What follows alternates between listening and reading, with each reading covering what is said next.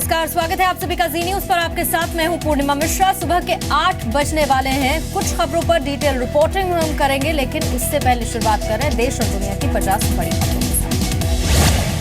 The New York times में छपे संपादकीय पर भारत का सख्त ऐतराज। विदेश मंत्रालय के प्रवक्ता गोपाल बागले का बयान, कहा लोकतांत्रिक नतीजे पर शक करने से उठते हैं कई सवाल।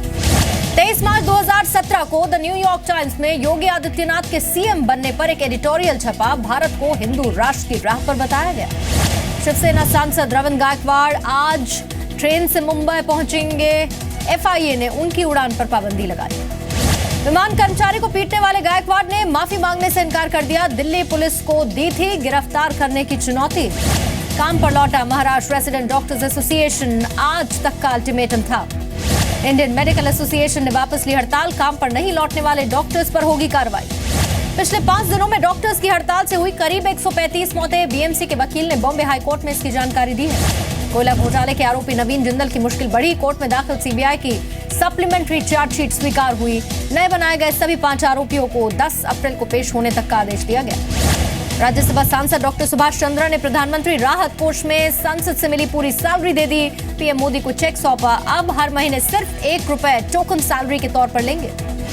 ईवीएम से छेड़छाड़ के मामले में सुप्रीम कोर्ट ने चुनाव आयोग से 4 हफ्ते में जवाब मांगा है। 5 राज्यों में हुए विधानसभा चुनाव के दौरान गड़बड़ी पड़ी याचिका।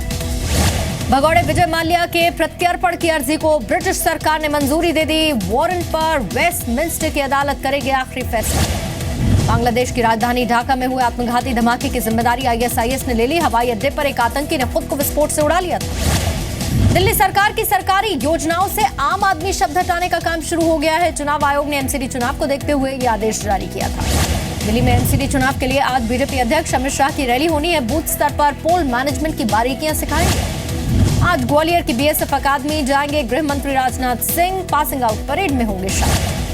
पिछले 3 साल में आतंकियों के खिलाफ ऑपरेशन में 149 जवान शहीद हुए। केंद्र सरकार का सदन में बयान। प्रधानमंत्री ने ख्वाजा मोइनुद्दीन चिश्ती की दरगाह के लिए चादर भेजे। केंद्रीय मंत्री मुख्तार अब्बास नकवी और जितेंद्र सिंह अजमेर जाएंगे। पटना में आरजेडी अध्यक्ष लालू यादव घायल हुए। मंच टूटने की वजह से गिरे, पैर और कमर में चोट आ गई। यूपी के सीएम बनने के बाद आज पहली बार गोरखपुर जाएंगे योगी आदित्यनाथ। गोरखपुर में 2 दिनों तक मुख्यमंत्री रहने वाले हैं। गोरखपुर में सीएम आदित्यनाथ के स्वागत की तैयारियां जोर शोर पर। शहर में जगह जगह सजावट की गई। सुरक्षा के भी सख्त इंतजाम। यूपी में मंत्रियों के विभागों में फेरबदल की मंजूरी। सीएम ने अपने पास एक विभाग का कम किया। यूपी के मंत्री स्वामी प्रसाद मौर्य को एक और मंत्रालय, समन्वय मंत्रालय की जिम्मेदारी दे दी गई। यूपी के मंत्री सिद्धार्थनाथ सिंह ने भरोसा दिया, कहा अपनी मर्जी से घूम रहे एडल्ट कपल्स पर नहीं होगी कोई कार्रवाई। यूपी में एंटी रोमियो स्क्वाड पर आजम खान की चुटकी, कहा पहली बार भाई बहन के घूमने पर भी सवाल उठ रहे हैं। लखनऊ में अस्पताल जाकर सीएम योगी ने की गैंगरेप पीड़ित से मुलाकात। ट्रॉमा सेंटर में जाकर पूछा हाल। लखनऊ में चलती ट्रेन से महिला को पिलाया गया तेजाब। गैंगरेप और एसिड अटैक की शिकार रह चुकी है पीड़ित। एसिड पिलाने पर एक्शन में आई पुलिस। एक हेड कांस्टेबल समेत 4 सस्पेंड हुए। 2 आरोपी गिरफ्तार हुए। यूपी के झांसी में छेड़खानी से परेशान युवती ने एसएसपी से गुहार लगाई, कहा जान से मारने की धमकी मिल रही है। यूपी के मुरादाबाद से पुलिस ने 2 मंचलों को गिरफ्तार किया। पीड़ित लड़की ने सीएम योगी को ट्विटर पर शिकायत की थी। यूपी के बरेली में डीएम का फरमान, अधिकारियों कर्मचारियों को जींस टी शर्ट पहनकर ऑफिस नहीं आने का आदेश। कानपुर में सुधार गृह से लापता हुई महिला संचालिका पर मामले को 1 दिन तक दबाए रखने का आरोप लगा है। यूपी के मैनपुरी में ट्रांसपोर्टर्स की मनमानी चल रही है। सरकारी बस स्टैंड के सामने निजी बसों में सवारी बिठाई जा रही है। यूपी के झांसी में बदमाशों के चंगुल से भागा किसान। 5 अपराधियों ने सोते वक्त अपहरण किया था। लखनऊ में फिल्म निर्माता शिरीष कुंदर पर आईटी एक्ट के तहत एफआईआर। मुख्यमंत्री योगी आदित्यनाथ के खिलाफ अभद्र टिप्पणी का आरोप। यूपी के देवरिया में अवैध रूप से चल रही मीट की दुकानों पर छापेमारी। अवैध कारोबार नहीं करने की चेतावनी दी गई। उत्तराखंड के उधम सिंह नगर में अवैध खनन पर छापेमारी। 15 वाहन सीज हुए। 11 पुलिसकर्मी लाइन अटैच। उत्तराखंड के नए सीएम त्रिवेंद्र सिंह रावत के भ्रष्टाचार के खिलाफ सख्त रवैया देखने को मिला। कई प्रोजेक्ट्स और नियुक्तियों की जांच के आदेश उन्होंने दे दिए। पंजाब की गुरदासपुर सेंट्रल जेल में कैदियों ने पुलिस पर हमला किया। हालात पर काबू पाने के लिए पुलिस ने फायरिंग की।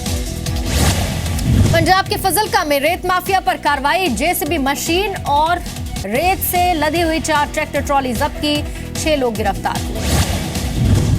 बिहार में बिजली की दरों में बढ़ोतरी को मंजूरी, 55% का इजाफा, नई दरें 1 अप्रैल से लागू। दिल्ली से सटे नोएडा में दिल दहला देने वाली वारदात, कार से घसीटने से छात्र की मौत हुई, आरोपी गिरफ्तार।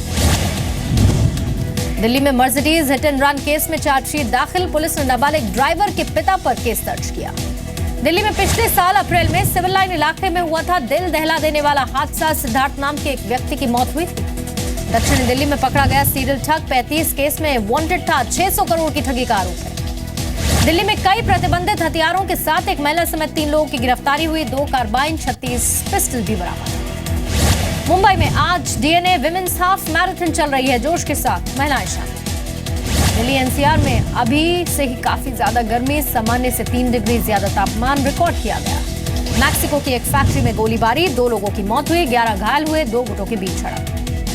आज से धर्मशाला में भारत और ऑस्ट्रेलिया के बीच टेस्ट सीरीज का आखिरी मैच, सीरीज में 1-1 की बराबरी पर दोनों टीमें चल रही हैं।